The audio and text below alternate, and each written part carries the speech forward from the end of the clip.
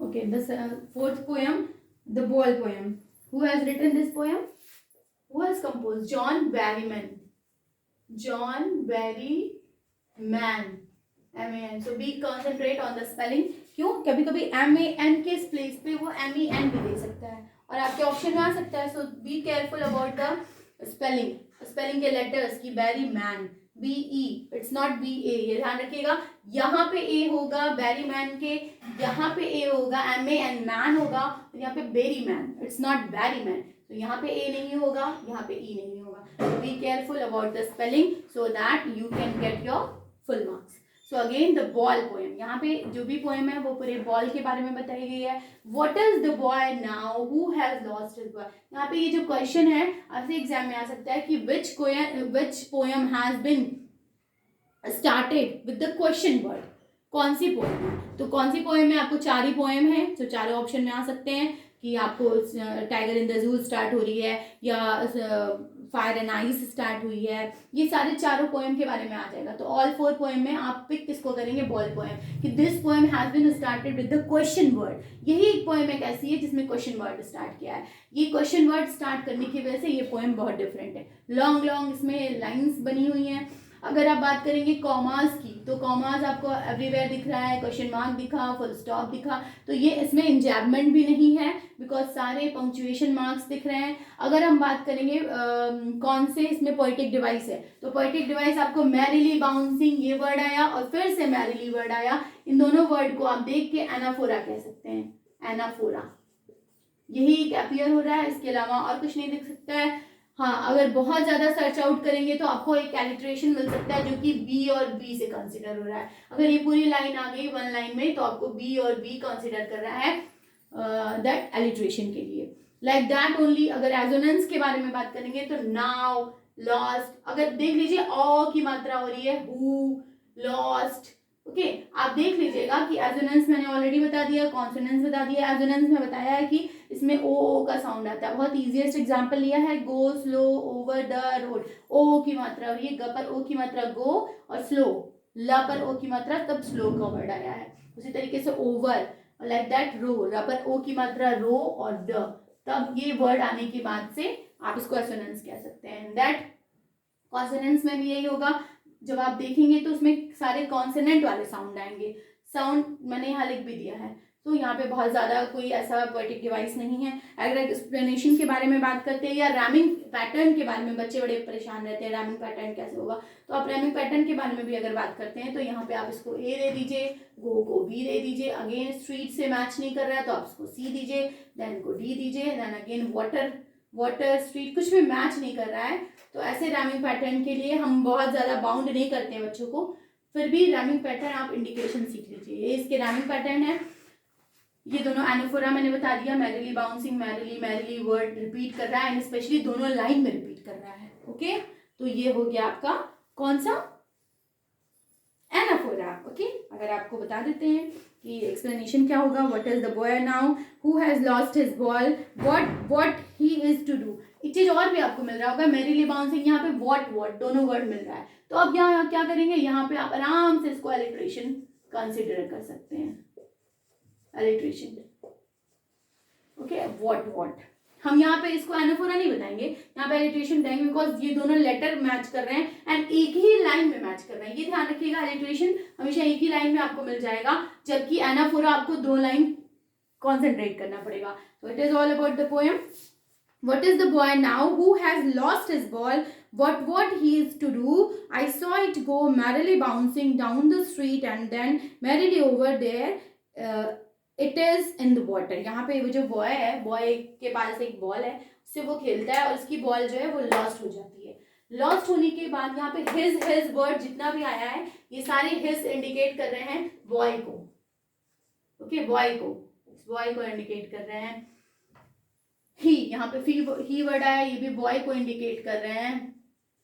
I saw it go merrily bouncing down the street and then, कि मैंने देखा. यहाँ पे वो एक्सप्लेन कर रहे हैं, एक्चुअली पोएट यहाँ पे एक्सप्लेन कर रहा है कि how the boy is just playing the ball and how it has been lost, कैसे वो गायब हो गई और कैसे वो प्ले कर रहा था. मैरीली बाउंसिंग, बहुत खुशी खुशी, मैरीली मीन्स खुशी खुशी वो बाउंस करते हुए जा रही थी डाउन द स्ट्रीट, स्ट्रीट के नीचे।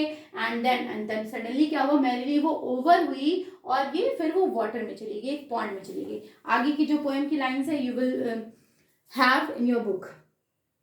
N ultimate shaking grief fixes, और तभी सडनली क्या हुआ, वहां से तुरंत से no use to say oh there are other balls. अगर मैंने बच्चे से ये कहा कि अगर और भी बॉल्स हैं कोई, don't worry about that ball which has been lost, जो गायब हो गया in the water only. So आप उसके बारे में नहीं सोचिए जो लॉस्ट हो चुका है वाटर में, आपके पास और भी बॉल है। ये कहना उस टाइम पे इट इज टोटली यूजलेस, ये टोटली यूजलेस था। क्यों? एन अल्टीमेट, उसको जाते ही जैसे ही बॉल गई वो वाटर में, तुरंत एक अल्टीमेट शेकिंग ग्रीफ हो गया, बॉय को फिक्स कर दिया। And as he stands rigid, trembling, staring down all his young days into the harbor where his ball went, I would not intrude on। यहाँ पे आई वर्ड भी आएगा जो कि पर्सनलाइज किया जा रहा है पोएट को। तो यहाँ पे वही वो कहता है कि मुझे ऐसा बिल्कुल नहीं लग रहा था कि मुझे ये कहना चाहिए कि तुम्हारे पास अदर बॉल भी हैं, और don't worry about that ball, उस बॉल के लिए बिल्कुल परेशान नहीं हो। क्यों? क्योंकि वो जो बॉल थी वो उससे, उसके चाइल्डहुड से रिलेट करती थी, उसके पुराने इमेजिनेशन से उसको रिलेट करती थी, उसके पुराने चाइल्डहुड को वो रिमाइंड कराती थी, बहुत सारी उसकी मेमोरी उससे रिलेट थी, इसलिए that ball is really very special for that boy.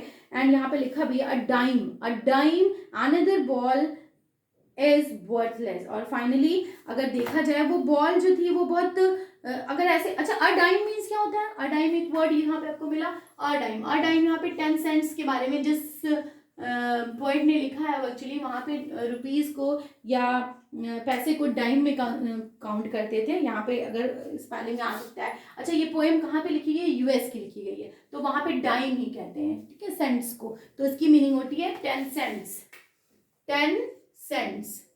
ये भी एग्जाम में आ जाता है कि that how much cents is equal to a dime, कितने सेंट्स हुए? तो 10 सेंट्स इक्वल है डाइम के। तो यहाँ पे वही बताया गया है कि मुझे इंट्रूड नहीं करना। इंट्रूड मीन्स क्या होता है? किसी को इंटरप्ट करना, उसकी ऐसी सिचुएशन में एंटर करना जिस सिचुएशन में he is not ready to listen anyone, किसी भी को लिसन करने के लिए, किसी को भी सुनने के लिए वो रेडी नहीं होता। इस सिचुएशन को अगर हम जाके उसको इंटरप्ट करते हैं तो इस सिचुएशन को हम इंट्रूड कहते हैं। यहाँ पे वही कहता है पोएट, वो बिल्कुल नहीं चाहता था कि उसको इंट्रूड करे। His ball went, I would not intrude on him a dime. उसने ये बिल्कुल नहीं सोचा कि अ डाइम, बहुत ये महंगी बॉल नहीं थी, उसके बाद भी अनदर वॉज रिवर्सलेस, कितनी भी महंगी बॉल रहती या नहीं भी रहती फिर भी वो बॉल बहुत स्पेशल थी, वो प्राइजलेस बॉल थी, वर्थलेस बॉल थी उसके लिए।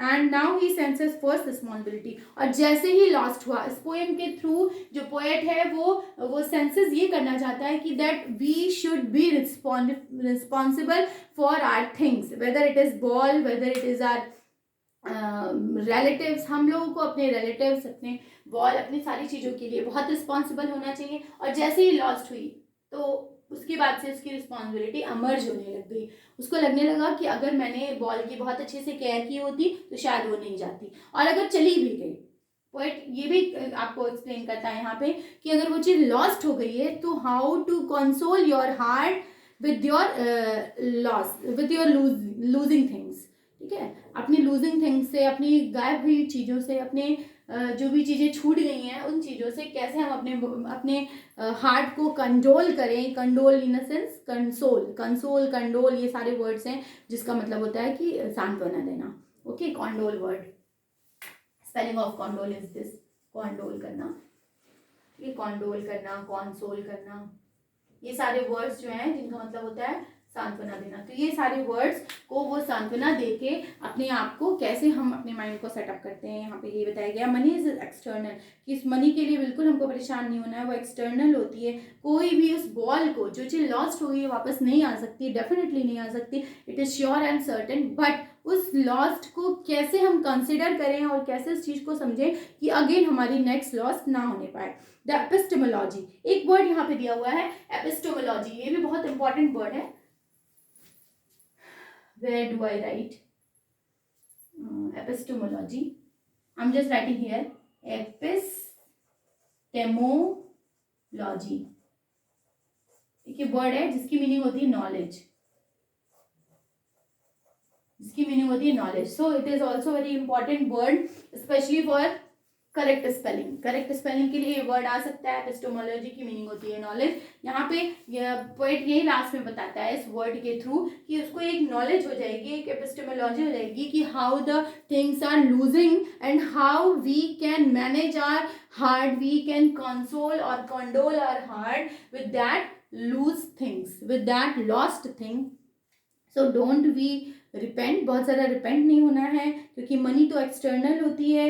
ये लॉस का जो नॉलेज है इस पोएम के थ्रू, इस बॉल के थ्रू, यही चीज वो एक्सप्लेन करना चाहते हैं, specially to the readers and specially to the boy. How to stand up, and ये लास्ट में एक नॉलेज आ जाएगी, लॉस की नॉलेज आ जाएगी कि कैसे हमको वापस से कंट्रोल करना है अपने हार्ट को, कैसे कंसोल करना है। And again we have to stand up, हम लोग को स्टैंड अप करना है, knowing that everyone must know one day know and must know many days how to stand up. और कभी और कुछ दिन बाद कोई चीज़ अगर लॉस्ट भी होती है तो कैसे हमको अपने आप को स्टैंड अप करना है, कैसे हम अपने आप को वापस से कंसोल करना है, सेटिस्फेक्शन करना है। And means like this only कि अगेन हमको we must be ready with next fight, with next life after losing that thing. Next life के लिए, उस बॉल के लिए हमको रिपेंड नहीं करना है, बस उस लॉस को होने ना पाए। एंड अगर वो लॉस होती भी है तो कैसे हम अपने माइंड को कंसोल या कंट्रोल करते हैं। Okay, that's it. If there is any query you may ask. बेटा एक चीज और आपको रिमाइंड कराना था हमको, I am just telling you what is, आपको एक हम लाइन दे रहे हैं। कौन सी लाइन दे रहे हैं? पेपर इज, आपको चैप्टर नंबर 4 से ही डायरी ऑफ एनी फ्रैंक, इस चैप्टर से ही एक मेरे माइंड में एक क्वेश्चन अराइज हुआ है कि एक क्वेश्चन आ सकता है, कौन सा पोएम आ सकता है और कौन सा क्वेश्चन आ सकता है, कैसे रिलेट कर सकते हैं आप इसको। I am just going to tell you. बाकी जो भी समरी वाली और ये सारी चीज़ें हैं आप मुझे बता सकते हैं मुझे। Yes, from the diary of Anne Frank, एक लाइन हम आपको दे रहे हैं। Paper has more patience than people. Okay, अब यहाँ पे जो दैन है इसको बहुत कॉन्सेंट्रेट करिएगा, THEN वाला नहीं होगा यहाँ, इट इज टोटली रॉन्ग, ये THEN वाला होगा। यहाँ पे कंपेयर किया गया है पेपर को और पीपल से, इसलिए कंपैरिजन में हमेशा THAN लेते हैं। अगर देन से वर्ड आता है तो it is totally wrong, then का मीन्स तब, और इस वाले की मीनिंग को हम यूज करते हैं कंपेयर में। ओके बेटा, सो लेट्स हैव, क्या करना है, एक वर्ड ऐसा है, ये पूरे सेंटेंस ऐसा वर्ड है जिसके थ्रू आप कई फिगर ऑफ स्पीच समझ सकते हैं। सबसे पहले तो अलिट्रेशन, सबसे पहले हम अलिट्रेशन के बारे में बात करते हैं। कैसे अलिट्रेशन है ये बताते हैं आपको। अलिट्रेशन, पर्सोनिफिकेशन,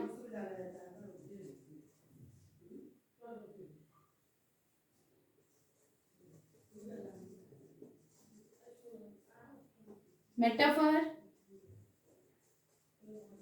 ओके, ये तीन आप आराम से समझ सकते हैं। कैसे? पेपर हैज मोर, देखो यहाँ पे पी पी पी, ये तीनों वर्ड रिपीट किए, P P P word repeat करने की वजह से ये क्या हो गया, P P P word repeat करने की वजह से ये अलिट्रेशन आप कंसिडर कर सकते हैं। अब आपको आते हैं पर्सोनिफिकेशन। पर्सोनिफिकेशन क्यों बताया गया? बिकॉज यहाँ पेपर को पर्सोनिफाइड किया गया है, इसको पर्सोनिफाइड किया गया है। यहाँ पे एक वर्ड पर्सोनिफाइड, इस वर्ड को पर्सोनिफाइड किया गया है। इस वर्ड को पर्सोनिफाइड करने से आपको एक चीज और भी बहुत अच्छा मिलेगा कि पर्सोनिफिकेशन का एग्जांपल मिल गया। मेटाफर क्यों बताया गया? बिकॉज पेपर और पीपल, बिना लाइक का यूज किए हुए पेपर और पीपल को मीन्स कंपेयर किया गया है, इसलिए यहाँ मेटाफर हो गया। और इसी लाइन से थ्रू अगर एग्जाम में ऐसा आ गया, क्वेश्चन बन सकता है क्वेश्चन कि that paper has more patience than people, which chapter has been described on this line, इस लाइन के थ्रू कौन से चैप्टर को डिस्क्राइब किया गया है, तो ये चैप्टर आपका from the diary of Anne Frank है। इसमें ये chapter from the diary of Anne Frank है, क्यों? क्योंकि इसी पेपर का यूज करके उसने पीपल के बारे में सब कुछ एक्सप्लेन किया था। तो एनी फ्रैंक ही एक ऐसी गर्ल थी जिसने पेपर का यूज करके पीपल के लिए वो सॉर्ट का काम किया। तो अगर इस सेंटेंस को लिखने के बाद अगर आ गया कि कौन सा चैप्टर डिपेंड करता है इस सेंटेंस पे, तो आप कह सकते हो कि from the diary of Anne Frank. Okay, that's it बेटा। All the very very best and may God bless you. Do your question, all the questions, you attempt all the questions, don't be worry. My blessings are with you. Thank you so much. All the best.